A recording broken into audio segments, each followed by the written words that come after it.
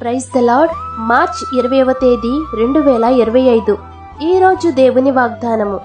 నీవు యాకోబు గోత్రపు వారిని ఉద్ధరించునట్లును, ఇశ్రాయేలీయులు తప్పింపబడిన వారిని రక్షించునట్లును నా సేవకుడివై యుండుట ఎంతో స్వల్ప విషయము. బోధిగంతముల వరకు నీవు నేను కలుగుచేయు రక్షణకు సాధనమగుటకై అన్యజనులకు వెలుగయుండునట్లు నిన్ను నియమించి ఉన్నాను. యెషయా గ్రంథము 49వ అధ్యాయము 6వ వచనం. అంధకారమైన ప్రదేశములో నడుచువారికి దేవుడు నిన్ను గొప్ప వెలుగుగా చేయబోతున్నారు. ఆయన మహిమ నీ మీద ప్రకాశించబోతుంది.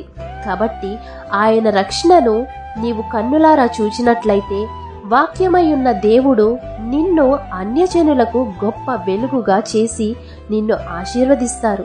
కాబట్టి ఈ వాగ్దానం మీ జీవితంలో నెరవేరాలని కోరుకుంటూ దేవుని సువార్త పరిచర్యలో మీ సహోదరి. ఆమేన్. God bless you.